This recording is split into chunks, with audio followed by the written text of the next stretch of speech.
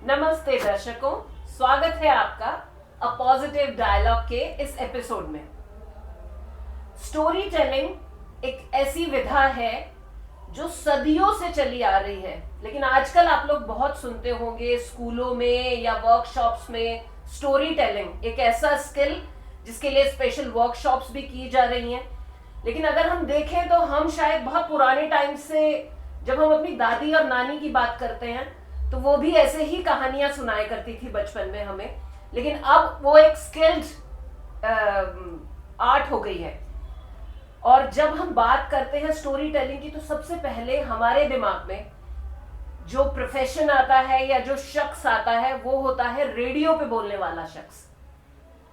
तो radio jockey की मैं बात कर रही हूं, और आज जो शख्सियत मेरे साथ हैं वो बहुत ही फुल ऑफ लाइफ एक महिला है। इन्हें आपने रेडियो पे बहुत बार सुना होगा और वो एक बहुत ही एमिनेंट रेडियो जॉकी हैं, बहुत ही खूबसूरती से रेडियो के प्रोग्राम्स प्रेजेंट करती हैं।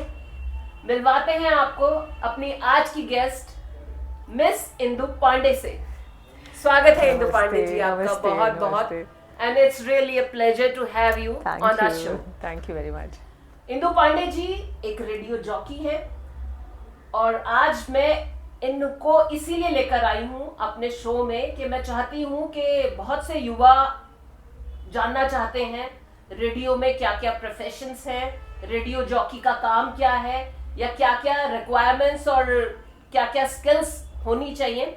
शुरू करते हैं हम अपना आज का कॉन्वर्सेशन इंदु जी के साथ, and I am very hopeful कि ये बहुत ही खूबसूरत संवाद होने वाला है। Indu ji, welcome to the studio.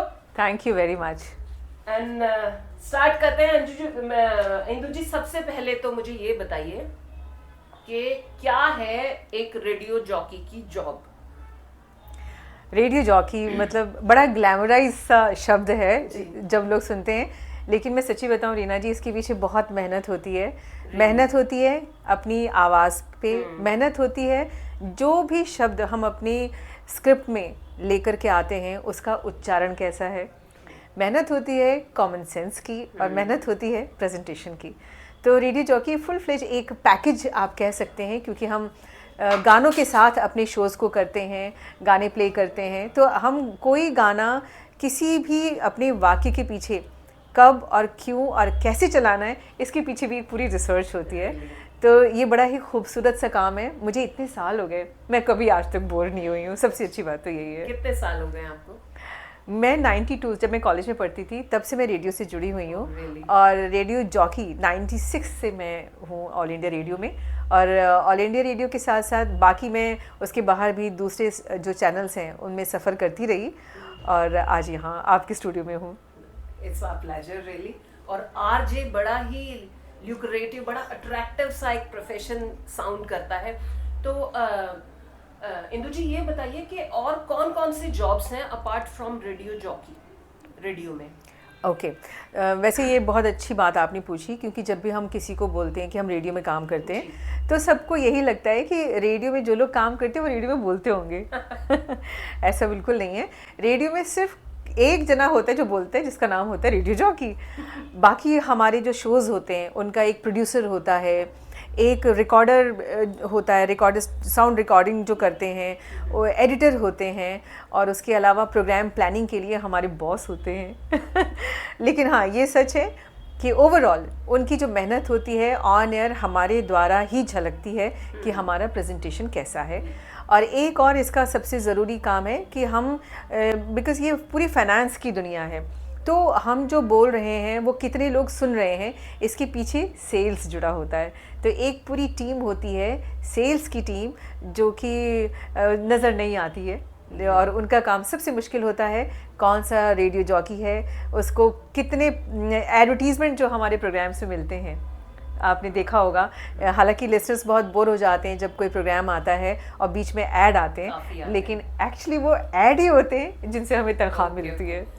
अच्छा इंदु जी, एक टीआरपी जैसे वीडियो शोज में होता है, सीरियल्स में होता है, तो टीआरपी वाला क्राइटेरिया क्या रेडियो में भी होता है? बिल्कुल होता है। Okay. क्योंकि सुबह 9 से 12 का प्राइम टाइम माना जाता है और हमारे दिल्ली शहर की अगर हम बात करें तो 7-8 रेडियो स्टेशंस हैं। तो अब जो गाड़ी में बैठा या जो घर में है उसको चूज़ करना है कि उसे कौन सा वाला जॉक, कौन सा वाला रेडियो स्टेशन पसंद है, तो वो वहीं पे जाएगा। तो वहाँ यस, तो वहाँ पे टीआरपी मैटर करती है बहुत ज़्यादा। तो हम भी एक रेस में हैं, भाई हमें पसंद कीजिए, हम बोल रहे हैं आपके साथ। नहीं एक्चुअली इतना मेस्मराइज्ड हैं कुछ लोग, तो जैसे हम बहुत छोटे कभी होते थे तो अमीन सयानी जी का बड़ा नाम था रेडियो पे ना, कि और बहुत से लोग मैंने देखा उनकी मिमिक्री भी करते थे। अमीन सयानी जी तो एक माइलस्टोन रहे हैं रेडियो की दुनिया में। तो और मैं मैम आपका प्रोफाइल में देख रही थी, आपने तो बहुत कुछ किया हुआ है। आपने बीबीसी के साथ एज अ प्रोड्यूसर प्रेजेंटर काम किया हुआ है।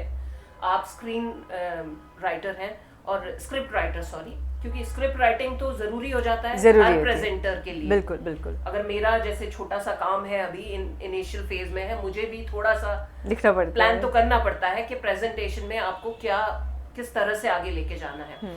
और इसके अलावा मैम आप काफी वर्कशॉप्स भी लेती हैं स्क्रिप्ट राइटिंग पे, और प्रेजेंटेशन की वर्कशॉप्स भी आप लेती होंगी। तो और थोड़ा सा डिटेल में बताइए अपने काम के बारे में प्लीज। ज़रूर। तो अगर कोई भी रेडियो जॉकी बनना चाहता है, क्योंकि ये एक ऐसा काम है और रेडियो एक बहुत ही सस्ता मीडियम है जो कि हमेशा चलेगा, मतलब अप एंड डाउन होते रहेंगे, लेकिन हम सब रेडियो को सुनना पसंद करते हैं। और अभी भी जब हम रेडियो सुनते हैं तो हम गानों के लिए रेडियो लगाते हैं कि गाने आएंगे, और बीच बीच में हम लोग बोलने आते हैं। तो बहुत कम ऐसा होता है कि जब हम बोलते हैं तो लोग टिकें और टिक करके हमारी बात को सुने। वहाँ पे फिर एक आरजे की जो टीआरपी है, जो उसकी क्रेडिबिलिटी है, वो सामने आती है। तो एक रेडियो जॉकी का एक बहुत मेन काम ये है। दूसरा काम ये है कि प्रेजेंस ऑफ माइंड, कि कई बार हम लोग ऑन एयर होते हैं, माइक पे होते हैं, आप यकीन नहीं करेंगे हमारे बॉस का ना मैसेज लिख के आता है, हम क्योंकि हम दिखाई तो देते नहीं, हम सिर्फ सुनाई देते हैं। तो कई बार आता है कि आपको ये भी बोलना है। तो वो जो तारतम्य होता है, वो जो एक रिदम होता है हमारे बोलने में, उसमें कब दूसरी चीज़ ऐड ऑन हो जाती है, सिवाय हमारे और हमारे बॉस के किसी और को पता नहीं लगना चाहिए। तो एक प्रेजेंस ऑफ माइंड होना बहुत ज़रूरी है। और दूसरी चीज़ ये है कि आपने भी ध्यान दिया होगा कि एक दौर ऐसा भी था जब लोग रेडियो के लोगों से शब्दों को कैसे प्रोनाउंस करना है वो सीखते थे। तो एक एक शब्द हम लोग सीखते हैं और हमें एक उसकी एक पूरी वर्कशॉप कराई जाती है। जैसे बहुत सारे शब्द हैं अंग्रेज़ी के, उर्दू के, जो हमारी भाषा में शामिल हो गए हैं, उनका सही उच्चारण करना बहुत ज़रूरी है। तो ये एक ऐसा काम है जो देखने में बहुत ग्लैमराइज लगता ज़रूर है, पर सच में बहुत मेहनत है। और आज भी जब मैं ऑन एयर जाती हूँ, आप सच्ची बताऊँ, मैं दिल धड़कता है कि सब बढ़िया होना चाहिए। और 2-3 घंटे का जो हमारा एक शो होता है ना, तो मैं सब भूल जाती हूँ कि नहीं, सिर्फ ये है, जो भी है बस यही एक पल है। दिस इज इट एक्चुअली, यही जो हम बात कर रहे हैं। एक तो इम्प्रोवाइजेशन, यू नेवर नो क्या चीज एकदम से आ गई, आपको कैसे अपने शो को इधर उधर ले, क्योंकि एक सर्टेन स्क्रिप्ट तो है नहीं। कभी कभी ये होता है कि गाने कुछ बजे, उनसे रिलेटेड आपको कुछ बोलना है, तो improvisation, you should have skill of improvisation, और एक इनोटेशन, वॉइस मॉड्यूलेशन, ये सब चीजें तो बेसिक स्किल्स हैं। तो इंदु जी, कोई ट्रेनिंग होती है आपकी पहले? मैंने ट्रेनिंग की हुई है। मैंने जामिया से मास कम्युनिकेशन किया है। और बहुत सारे ऐसे दिल्ली और दिल्ली के आसपास छोटे छोटे इंस्टीट्यूट हैं जो, जब रेडियो अपने बूम पे था तब बहुत सारे इंस्टीट्यूट खुले और उन्होंने रेडियो जॉकी की ट्रेनिंग देनी शुरू की। तो पढ़ाई किसी भी विषय की हमेशा हेल्पफुल होती है, ये मैं मानती हूँ। बाकी जो प्रेजेंटेशन है, एफ़र्ट है, वो ऐसा है कि हमें हर दिन एफ़र्ट करना पड़ता है। ऑन एयर जाने से पहले कोई अगर गेस्ट है उसके बारे में जानना, या कोई टॉपिक है, या जो माहौल चल रहा हो, मान लीजिए दिवाली है, अब हम शो करने जा रहे हैं, तो दिवाली से जुड़ी जितनी चीज़ें होंगी वो सब हमें पढ़नी होती हैं, पता होना चाहिए। तो हम सिर्फ ब्लैंक नहीं बैठ सकते, हमारे पास एक ऐसा होना चाहिए, क्योंकि हम सबको सोचना आता है और हम सबको बोलना आता है, लेकिन हमारी सोच और हमारे बोल आपकी सोच और बोल से डिफरेंट होते ना, तभी मज़ा आता है। really? तो यही हो गया मतलब कि नॉट ओनली स्पीकिंग, मतलब you should have something here. सिर्फ इसलिए तो मैं यही, मेरा सवाल नेक्स्ट यही था मैम कि जो लोग अच्छा, कुछ हमारे आसपास बहुत सारे ऐसे लोग होते हैं जो बहुत अच्छा बोलते हैं, they have very good voice, और उनको शायद माइक की भी ज़रूरत नहीं होती, प्रोनाउंसिएशन भी बहुत अच्छा होता है, तो क्या इतना काफ़ी है रेडियो प्रेजेंटर बनने के लिए? नहीं, इतना काफ़ी तो नहीं है, पर ये एक ज़रूरी पार्ट है। ज़रूरी पार्ट हाँ, है। क्योंकि आप अगर कई बार ऐसा होता है ना, महफिल में बैठे रहते हाँ। हैं और एक बंदा महफिल लूट ले जाता है। हाँ, वही ना कि हाँ। you should have some intellect, some Yes. presence of mind. Yeah. आपका जीके भी बहुत अच्छा होना चाहिए, आपको जो को करिकुलर जो भी चल रहा है, कंटेम्पररी वर्ड में जो भी चल रहा है, उस सब की सब नॉलेज कुछ होना भी चाहिए। जरूरी है। लेकिन बस फ़र्क यहाँ पे ये होता है कि जब हम किसी के साथ होते हैं, जैसे मैं आपके साथ हूँ, जी, जी। तो आपकी आंखों में देख के बात करूँगी और मैं जो भी बोल रही हूँ आपका रिएक्शन देख पा रही हूँ। लेकिन रेडियो में जब हम बात करते हैं तो हमारे आसपास सिवाय मशीनों के और कुछ नहीं होता, तो हमें कोई नहीं देख सकता और हम किसी को नहीं देख सकते। तो अकेले कमरे में बैठ के प्यारी प्यारी बातें करना, तो ये इनोवेशन थोड़ी सी लानी पड़ती है। तो अगर आप अच्छा बोलने में माहिर हैं तो इसकी छोटी सी ट्रेनिंग कीजिए, और ट्रेनिंग करने के बाद अगर आप अकेले बैठ के माइक के साथ प्यार से बातें कर सकते हैं तो फिर आप रेडियो जॉकी बन सकते हैं। Really? अच्छा इंदु जी, रेडियो के शोज टाइम स्पेसिफिक होते हैं, जैसे Yeah. मॉर्निंग शोज होते हैं, आफ्टरनून शोज होते हैं, इवनिंग शोज होते हैं, तो इस तरह से टाइम के हिसाब से कैसी प्लानिंग होती है शोज की? ठीक वैसे ही जैसे हम अपनी दिन की प्लान करते हैं, जैसे हम सुबह जब उठते हैं तो हम थोड़े से मतलब आराम से हमारा तभी तक रहता है जब तक हम चाय नहीं पी लेते। तो ठीक वैसे ही हम भी प्लान करते हैं कि जो सुबह का शो होगा तो हम उसमें रिलैक्स अच्छे धीमी गति के भजन सुनाएंगे या फिर ऐसी बातें करेंगे जो सुबह हमें अच्छी लगती हैं। जैसे इंस्पायरिंग कोट्स होते हैं ना कि ये दिन शानदार है, बस तुम उठो और बढ़े चलो, या फिर अरे भाई उठ जाओ, कब तक सोते रहोगे। ये भी हो सकता है। और उसके बाद जैसे ही 9 बजे का प्राइम टाइम होता है, जब हमें लगता है कि अब पूरी दुनिया, अगर हम शहर में हैं तो वो फुल स्पीड में है, कोई ऑफिस जा रहा है, कोई घर के काम कर रहा है, कोई कुछ कर रहा है, कोई हमें गाड़ी में सुन रहा है, कोई हमें घर में सुन रहा है, कोई चलते हुए हम उसके कानों में बज रहे हैं। तो उसी के अकॉर्डिंग हम सोचते हैं, तो उसी के हिसाब से सारे शोज़ को तैयार किया जाता है। दोपहर के शोज़ जो होते हैं तो हम थोड़ा सा स्लो डाउन हो जाते हैं कि अब ऐसे गाने जो थोड़ा सा रिलैक्स करेंगे, और शाम होते होते हम गज़ल पे भी आ जाते हैं कई बार। अच्छा इंदु जी, गेस्ट शोज जैसे आप गेस्ट को बुलाते हैं, हाँ, तो जो म्यूजिक होता है वो गेस्ट की चॉइस का होता है, या क्या क्राइटेरिया गेस्ट को चूज करने का भी क्या क्राइटेरिया रहता है? देखिए, जब भी गेस्ट हमारे पास आते हैं तो जाहिर सी बात है, मैंने जैसे पहले बोला कि रेडियो अभी भी लोग म्यूज़िक के लिए सुनते हैं। तो जब मैं अभी आपको रेडियो में बुलाऊंगी ना तो आपकी प्लेलिस्ट एक दिमाग में बन जाएगी, मुझे तो ये वाले गाने सुनने हैं। And this is such a nice feeling कि आपने जो चाहा वो गाने मैंने अभी प्ले कर दिए। तो ये अपने आप में ना किसी जादू से कम नहीं है।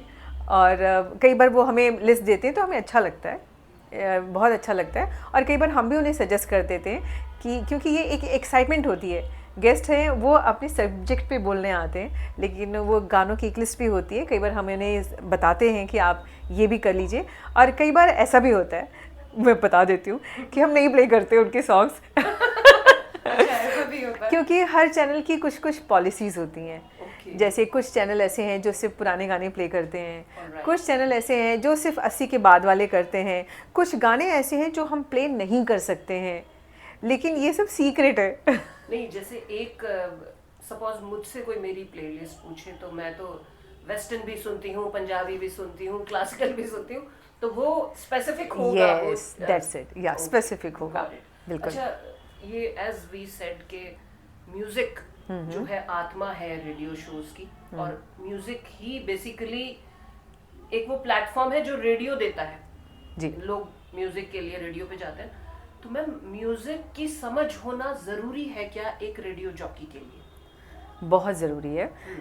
जितने भी प्राइवेट रेडियो स्टेशंस आप दिल्ली और दिल्ली के आसपास या देश में जो भी प्राइवेट रेडियो स्टेशन सुनते हैं, वहाँ पे एक बंदा होता है जिसको कहते हैं म्यूज़िक मैनेजर, जो पूरे स्टेशन का म्यूज़िक मैनेज करता है। तो आरजे जो होता है उसको एक प्लेलिस्ट मिलती है कि भाई तुम्हारे ये गाने हैं, तो आरजे भी अपनी पसंद का म्यूज़िक उसमें प्ले नहीं करता है। वो अगर चाहता है कोई गाना लेना तो उसको म्यूज़िक मैनेजर से परमिशन लेनी होती है। तो म्यूज़िक के पीछे पूरी एक साइंस है कि कब कौन सा गाना कितना क्यों और कैसे प्ले करना है, ये एक पूरी सोच होती है। और म्यूज़िक लेबॉर्ट्रीज़ होती हैं जिसको बहुत कम लोग जानते हैं, जिसमें हम हर गाने के ऊपर एक छोटी छोटी वर्कशॉप करते हैं, लोगों से पूछते हैं। इसलिए आपने देखा होगा कुछ गाने ऐसे हैं ना जो हमारी किसी न किसी कहानी से जुड़े हैं। जैसे मैं मान लीजिए आपको कोई शाहरुख खान का गाना DDLJ का प्ले करूं तो आपको अपने कुछ हेडेज याद आ जाएंगे। तो हर गाने के पीछे हर इंसान की कहानी होती है और वो कहानी हमको पता होनी चाहिए। ओके इंदु मैम, अब जो मेरा सवाल आपसे है, क्या आप ऑब्जर्व कर रही हैं यंगस्टर्स का रुझान घट रहा है या बढ़ रहा है रेडियो जॉकी प्रोफेशन की तरफ? आना चाहते हैं यंगस्टर इस प्रोफेशन में? यंगस्टर्स आना चाहते हैं। म्यूज़िक देखिए हर दौर में म्यूज़िक अपने अपने स्टाइल से आता रहा है, अब आगे भी आएगा। और गाने जो हैं वो हमारे कल्चर का हिस्सा है और गाने ना हमें बहुत सुकून देते हैं, हमारे दर्द को बयां करते हैं, कई बार हमारी ज़िंदगी। और हर इंसान, चाहे वो आगे आने वाली जनरेशन हो चाहे हमारे पीछे वाली जनरेशन हो, हर इंसान अपने आप को किसी न किसी गाने के साथ जोड़ के देखता है, क्योंकि वो शब्द हैं जो कई बार हम तकलीफ़ में या हम बहुत खुश होते हैं पर हमारे पास शब्द नहीं होते उसको बयां करने के लिए, वो काम गाने करते हैं। तो जैसे कोई गाना आता है ना, कई बार लगता है ये तो हमारी सिचुएशन पे प्ले हुआ है। तो आगे आने वाली जनरेशन आई एम श्योर वो गाने की पसंद को बहुत ही ज़्यादा अपने आप को प्रेफरेंस भी देगी। हो सकता है उनकी प्लेलिस्ट चेंज होती रहे, लेकिन गाने और इंसान का साथ कभी नहीं छूट सकता और वो आरजे बनना चाहेंगे। जब तक इमोशंस है तब तक म्यूजिक रहेगा और तब तक आरजेस भी रहेंगे, रेडियो भी रहेगा। बिल्कुल रहेगा। और मैं तो आपको बताऊं, जैसे आज की डेट में हमारे पास ऐसे फोटोग्राफ्स हम ले सकते हैं, ऐसे हमारे पास फ़ोन है जिससे हम सब कैमरामैन हो गए हैं। ठीक वैसे आपने देखा होगा तो सब लोग अब रेडियो जॉकी हैं, सब लोग प्रेजेंटर हैं, अपनी अपनी कहानी इंस्टा पे लेकर के आते हैं या अपने गानों के साथ आते हैं, रील्स बनाते हैं। तो ये प्रेजेंटेशन है। बस फ़र्क ये है कि हम रेडियो पे प्रेजेंटेशन करते हैं और कोई कैमरे के सामने, लेकिन वो जो साथ है कहानी और गानों का, वो तो हर जगह देखने को मिल रहा है ना। रियली अच्छा इंदु जी, अभी जैसे हमने बात की कि youngster as a profession RJ अपनाना चाहते हैं, एक तो इसके लिए क्या रिक्वायरमेंट्स हैं, कैसे वो अप्लाई करें? अभी नेक्स्ट सवाल पे फिर मैं आती हूँ जिसमें हम क्या सैलरी पैकेजेस क्या हैं। ओके, पहले तो आप ये बताइए कैसे अप्लाई करें बच्चे? सबसे पहले ग्रेजुएशन होना ज़रूरी, ग्रेजुएट अगर हो, पढ़ाई लिखाई बहुत ज़रूरी है, बिल्कुल ज़रूरी है। तो अगर आप ऑल इंडिया रेडियो में आना चाहते हैं तो उसके लिए ग्रेजुएशन होना ज़रूरी है। और दूसरे स्टेशंस में अगर जाना चाहते हैं तो वो एक छोटा सा कोर्स भी मांगते हैं। तो सबसे पहले हमारा एक ऑडिशन टेस्ट होता है कि हम शब्दों का सही उच्चारण कर पा रहे हैं या नहीं। तो हमारी जो भाषा है वो क्लीन अच्छी होनी चाहिए, कितनी शुद्ध है, उसमें आपकी इमेजिनेशन का कितना पार्ट है। और उसके साथ साथ इंटरव्यूज़ भी हमारे होते हैं कि हमारे पास अगर गेस्ट आते हैं इंटरव्यू के लिए तो हम उस गेस्ट को किस तरह से डील करते हैं, क्योंकि गेस्ट हमारे कोई भी हो सकते हैं, किसी भी फील्ड के हो सकते हैं और हमारे लिए हर गेस्ट बहुत इम्पॉर्टेंट होता है। तो सबसे पहला काम यही होता है कि हम अपने गेस्ट को कितना कंफर्ट लेवल दे रहे हैं, हम उन्हें रिलैक्स कर रहे हैं कि भाई आप कोई दिक्कत नहीं है, तो बहुत साधारण है, आप आइए और बात कीजिए। तो ये सारी की सारी चीज़ें होती हैं। तो आप मतलब ये इंटरव्यू दे करके आप अपॉइंट हो सकते हैं। और उसके बाद की कहानी सिर्फ लर्निंग पे है कि आप कितना हर रोज़ नया कुछ सीख रहे हैं। डिपेंड्स ऑन टीआरपी, कैसा रिस्पांस है। बिल्कुल, डेफिनेटली जितना अच्छा आपका रिस्पांस आ रहा है उतना ज़्यादा आपको काम अच्छा भी मिलता है। और जैसे अभी आपने बोला कि तनख्वाह कितनी मिलती है, तो जाहिर सी बात है ये बड़ा अच्छा काम है जिससे बोलने के पैसे मिलते हैं।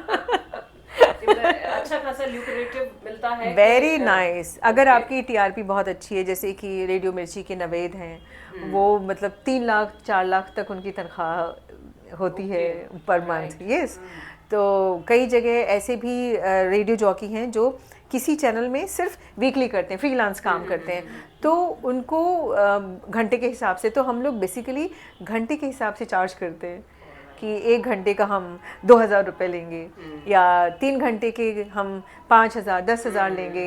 तो हर चैनल का और आपकी जो आपका स्टैंडर्ड है उसके हिसाब से रेडियो जॉकी की तनख्वाह ऊपर नीचे होती रहती है। तो पैसे तो नो डाउट अच्छे मिलते हैं। हम मतलब ऐसे मिलते हैं कि हम खुश होते हैं। लेकिन हाँ, देयर इज़ अ इनोवेशन, आपको बार बार कितने सोचना। शो एक फ्रीलांसर कर लेता है? डिपेंड करता है कि आप कौन से चैनल में हैं। जैसे मैं बीबीसी से जब जुड़ी हुई थी, अच्छा। तो वहाँ पे आपको डेली भी काम मिल सकता है। तो ये एज पर उस चैनल की रिक्वायरमेंट के ऊपर डिपेंड करता है कि आपकी उनको कितनी ज़रूरत है। और कई बार ऐसा भी होता है कि आप इतने लिसनर्स में इतने डिमांडिंग हो जाते हो कि उनको आपको बुलाना पड़ता है, ऐसा भी होता है। Listeners की तो हमें अपने आप को बिकाऊ कह लीजिए या प्रेजेंटेबल कह लीजिए, Presentability ऐसा जरूरी कुछ है। बनाने की हमेशा ज़रूरत पड़ती Actually है। वही है ना मैम, जब म्यूजिक क्या है, इमोशन से जुड़ी चीज या। है, और फिर प्रेजेंटर जब उसमें एड ऑन कुछ कर देता है तो वही है कि अगर आप बहुत परेशान हैं, जैसे मैं आपको अपना बताऊं तो मुझे शाम को जरूर 1 घंटे म्यूजिक सुनना होता है, और सिर्फ अपने साथ अपने कानों में लगाई अपने ईयर प्लग्स और म्यूजिक सुनना है। या। तो वो जो 1 घंटा होता है वो इतना रिलैक्स करता है Relax आपको करता पूरे है। दिन के लिए। तो ये बड़ा ही अच्छा भी जॉब है, और मुझे लगता है डायरेक्ट कनेक्शन भी आपका इस तरह से होता बहुत है अच्छा अपने है। listeners मैंने के बताया साथ। ना कि मुझे इतने 20 साल से ज़्यादा हो गया, लोग बोर हो जाते हैं, लोग थक जाते हैं। मैं कभी ऐसा मेरे साथ कभी नहीं हुआ कि मैं बोर हुई हूँ या मैं थक गई हूँ या कोई गेस्ट आया हो तो मैं मतलब मुझे लगा हो नहीं नहीं नहीं, ऐसा कुछ नहीं हुआ। हर शो मेरा पहला शो होता है। Okay, very good. Indu ma'am, एक सवाल मेरे जहन में आता है, काफी रेडियो से जुड़ा हुआ एक शब्द है कम्युनिटी रेडियो। तो ये कम्युनिटी रेडियो क्या है? शायद आपको मालूम होना चाहिए कि अभी माननीय प्रधानमंत्री मोदी जी ने मन की बात में कम्युनिटी रेडियो का 2 महीने पहले ही जिक्र किया था। और बहुत सारे ऐसे कम्युनिटी रेडियोज़ पूरे हिंदुस्तान भर में खुलने वाले हैं। कम्युनिटी रेडियो होता है जो किसी कम्युनिटी, मान लीजिए हमारा गांव है छोटा सा, तो कम्युनिटी रेडियो कम्युनिटी द्वारा ही चलाया जाता है। जैसे मैंने जब ट्रेनिंग की थी बैंगलोर के गांव में, बुद्धिकोटे में, तो एक गांव था जिसमें सुबह जो गांव के किसान हैं वो आते थे और वो बताते थे कि आज सब्जी मंडी में क्या क्या भाव है सब्जियों का। खुद बताते हैं। फिर एक बच्चा आता है, वो समाचार पढ़ता है, और गांव के हर घर में छोटे छोटे रेडियोज़ होते हैं, तो वो उस रेडियो को सुनते हैं। फिर दोपहर में महिलाएं आती हैं जो पुराने गीत संगीत है उनको प्ले करती हैं, खुद गाती हैं। तो कम्युनिटी रेडियो कम्युनिटी द्वारा ही चलाया जाता है। जैसे हम प्रोफेशनल हैं तो हम सिर्फ उनकी डिज़ाइनिंग करते हैं कि आप ये करोगे, आप ये करोगे, लेकिन run by community only. Community या कोई इंस्टीट्यूट भी बिल्कुल रेडियो शुरू कर सकते हैं। ज़रूर। जैसे दिल्ली यूनिवर्सिटी, जामिया का अपना अपना कम्युनिटी रेडियो है, तो जो स्टूडेंट्स होते हैं वो वहाँ जाके शो करते हैं। तो हम लोग देखते हैं, हम बस उनको बताते हैं कि हाँ अब ये वाले स्टूडेंट्स आएंगे, अब क्या वो अपना पूरा प्लान बनाते हैं, बस हम उनको चेक करते हैं। जैसे कॉलेजेस में अलग अलग सोसाइटी होती है, तो कम्युनिटी रेडियो भी एक सोसाइटी बन सकती है। बिल्कुल बन सकती है, और ये एनजीओ के तहत आती है। तो अगर आप एनजीओ खोलना चाहती हैं, तो आप अपने एनजीओ से बाकी काम कर रही हैं तो कम्युनिटी रेडियो भी खोल सकती हैं। और ये बहुत छोटा सा एक कमरा होता है जिसमें सेटअप, बाकी आपकी अपनी क्रिएटिविटी। ये तो बहुत ही एनलाइटनिंग एक जी, फैक्ट आपने हमसे बहुत शेयर किया। बहुत मैं अच्छा जानना होता भी है। चाह रही थी। एक्चुअली मेरी एक ट्रस्ट भी है, शाश्वत कल्याण चैरिटेबल ट्रस्ट के नाम से, तो उसमें मैं इसको शुरू कर सकती हूँ बड़े आराम से, बहुत आराम से, कुछ भी और ये हम ज़्यादा चीज़ें महंगा भी नहीं होता। knowledge लोगों को देना चाहें कुछ चीजें, बहुत आराम से। तो जो आपका जो भी आपकी कम्युनिटी, जो जैसे गांव है या आपका कोई स्कूल है, कॉलेज है, आप एक कमरा बनाइए और जो वहाँ बच्चे पढ़ने वाले हैं वही आकर के पूरा पूरा शो करेंगे। बस डिजाइनिंग करने के लिए आप हमें बुला सकती हैं। बिल्कुल श्योर।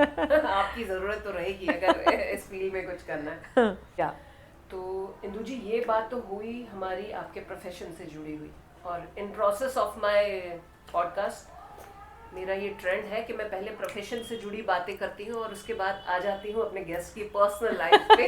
पर्सनल लाइकिंग्स, आपके शौक, आपकी लाइफ, क्या आपको पसंद है, आपके शौक क्या है, पहले ये बताइए मुझे।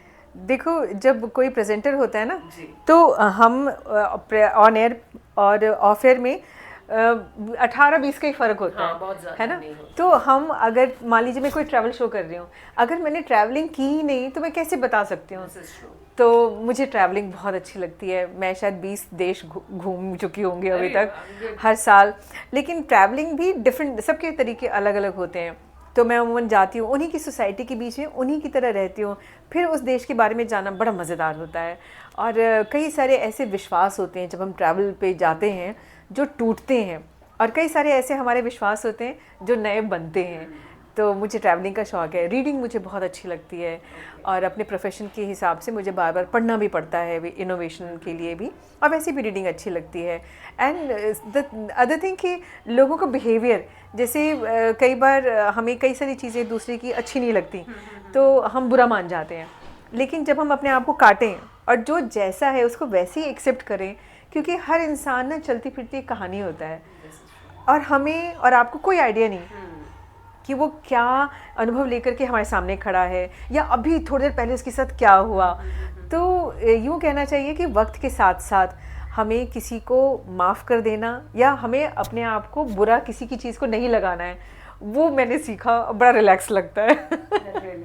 नहीं, जब आप इतने सारे लोगों से मिलते हैं ना, तो ये एक्चुअली जितना ज्यादा कहते हैं ना एक्सपोजर होता है आपका, उतना ज्यादा आप ह्यूमन बिहेवियर को समझने लगते हैं यार। और इतने कल्चर, डिफरेंट कल्चर के लोगों के साथ जब आप मिलते हैं तो आपकी दिमाग की खिड़कियां और खुलती हैं। बिल्कुल बिल्कुल। रीडिंग में आप कौन सी बुक्स आपको पसंद है? रीडिंग में मुझे छोटी छोटी कहानियाँ पसंद हैं। अच्छा, मतलब शॉर्ट स्टोरीज हैं, कभी कभी नॉवल पढ़ती हूँ तो किसी की जीवनी अच्छी लगती है, सो दैट कि मैं इंस्पायर हो सकूँ, और ये मुझे अच्छा लगता है। बाकी कविताएं भी अच्छी लगती हैं मुझे, कविता पढ़ना, और जो नए नए शब्द होता है, जैसे एक गाना अगर आपने कभी यंग एज में सुना हो तो उसके मायने अलग होते हैं, वही गाना जब हम थोड़े और बड़े होकर सुनते हैं तो उसके मायने अलग लगते हैं। तो शब्दों के साथ खेलना भी मुझे बहुत अच्छा लगता है, कि हर बार नई नई चीज़ें समझना। आप शब्दों की खिलाड़ी हैं। You are a presenter। Indu ji, personal life के बारे में कुछ पूछ सकती हूँ? कौन कौन है फैमिली में? अरे सबको ही है। सबको ही है, एक फैमिली में जो जो होना चाहिए, मतलब सब कुछ बहुत अच्छा है। कोई मतलब जिसको कहते हैं ना फुल ऑफ लव, आप प्यार तभी दे पाओगे ना जब आपको प्यार मिला हो।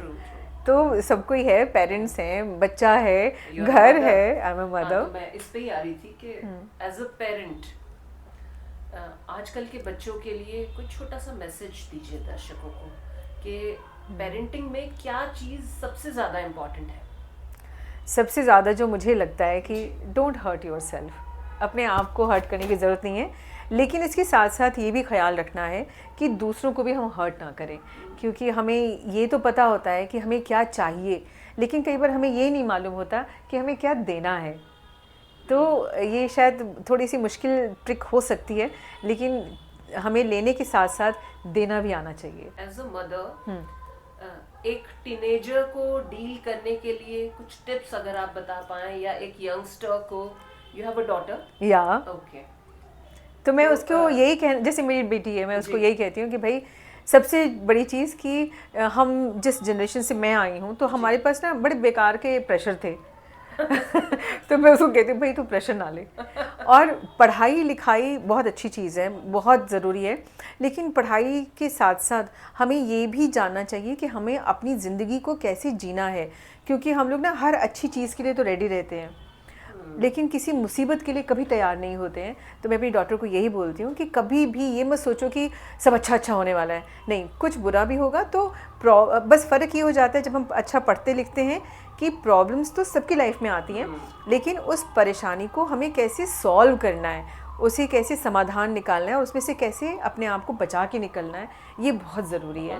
क्योंकि प्रॉब्लम्स तो देखिए आएंगी, प्रॉब्लम्स कह लीजिए, या वो ज़िंदगी के सिर्फ अनुभव होते हैं जो हमें और मैच्योर बनाते हैं। तो मैं अपनी बेटी को भी यही कहती हूँ कि थोड़ा सा अपने आप को, क्योंकि यंग एज बड़ी मज़ेदार होती है, जवानी दीवानी टाइप तो हमें ये तैयार रहना चाहिए कि हाँ कभी कभी ऊपर नीचे भी होगा, तो उसमें अपने आप को स्टेबल कैसे करना है, कैसे अपने आप को अपने इमोशंस बहुत ज़रूरी है।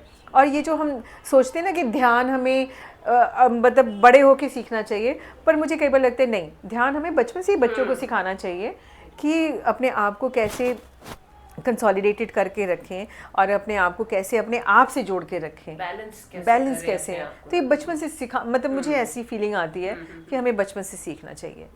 ये ज़रूरी नहीं है कि जब हम बड़े हो जाएं, बुढ़े हो जाएं, तब हम ध्यान लगाएं, नहीं, ये एक ऐसी चीज़ है जो हमें शुरू से सिखाना चाहिए, और अपने आप को हम ताकि अच्छे से इस सुंदर दुनिया को लीड कर पाएं।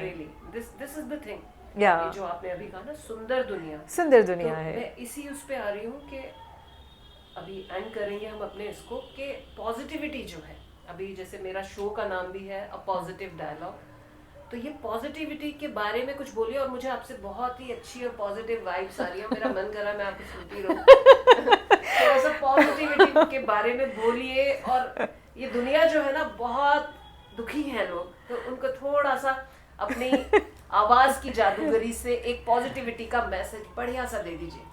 तो मैं यही कहूँगी कि खूबसूरती पे यकीन कीजिए, चाहे वो इंसान की हो, प्रकृति की हो, या फिर अपनी खूबसूरती हो, और उस खूबसूरती से अपना यकीन मत हटाइए। अगर कुछ ख़राब होता है या बुरा होता है, वो भी पता है उतना ही ज़रूरी है हम सबके लिए। दिल प्यार में है, दिल टूटेगा, दिल जुड़ेगा, और उसके बाद फिर से दिल आगे बढ़ेगा। तो उस पॉजिटिविटी को बनाए रखना चाहिए, हम सबके लिए बहुत ज़रूरी है पॉजिटिव थॉट। और हमेशा हर सोल्यूशन में जब भी कोई प्रॉब्लम आती है तो हम सोल्यूशन ढूंढते हैं। तो उस प्रॉब्लम को सब्जेक्ट की तरह अगर हम देखेंगे ना कि अच्छा ये प्रॉब्लम है, इसका सोल्यूशन क्या है, तो मिल जाता है। लेकिन अगर हम उसमें डूब के अपनी ज़िंदगी, कई सारे ऐसे यंगस्टर्स हैं जो डूब जाते हैं, डूब के उबर आइए और उसके बाद देखेंगे आप कि सब कुछ बहुत क्लियर है। तो इतनी भी मुश्किल नहीं है ज़िंदगी, बड़ी मज़ेदार है।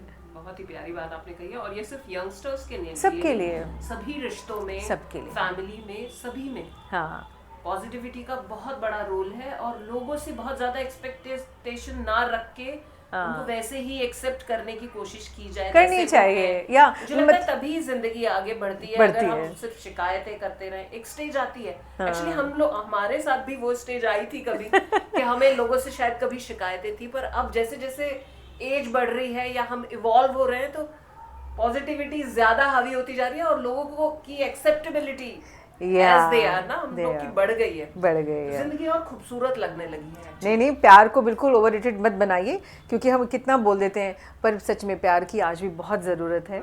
और हम सबको सिर्फ प्यार चाहिए होता है। हाँ, उसने प्यार से बात की, उसने प्यार से देखा, उसने प्यार से बोला, तो हम सबको अभी भी वही चाहिए जो पहले चाहिए होता था। चाहिए नहीं, घर में भी जैसे बड़े बूढ़े भी हैं, उनसे भी प्यार से बोलिए, बच्चों से प्यार से बोलिए, हर रिश्ते में, पड़ोस में, सब जगह मुझे लगता है पॉजिटिविटी से बढ़िया कुछ है ही नहीं, कुछ भी नहीं है। हर सॉल्यूशन, मतलब हर प्रॉब्लम की सॉल्यूशन है positive thought. Thank you very much. एक मैसेज मेरे शो के लिए, positive thought, a positive dialogue बहुत अच्छी चीज़ है। वो इसलिए क्योंकि हम कई बार पॉजिटिविटी की उम्मीद दूसरों से करते हैं, तो आप अपने आप से कीजिए कि हर सिचुएशन में मैं अपने लिए क्या पॉजिटिव डायलॉग बोल सकती हूँ या बोल सकता हूँ। और वो अगर वर्कआउट कर जाता है ना, तो हम बहुत सारे ऐसे लोगों को पॉजिटिव डायलॉग बता सकते हैं अगर हम महसूस करते हैं तो। It's a very nice effort.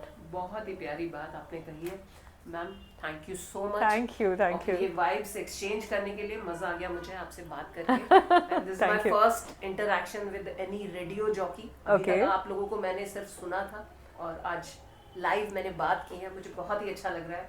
Thank you so much ma'am, thank you so much.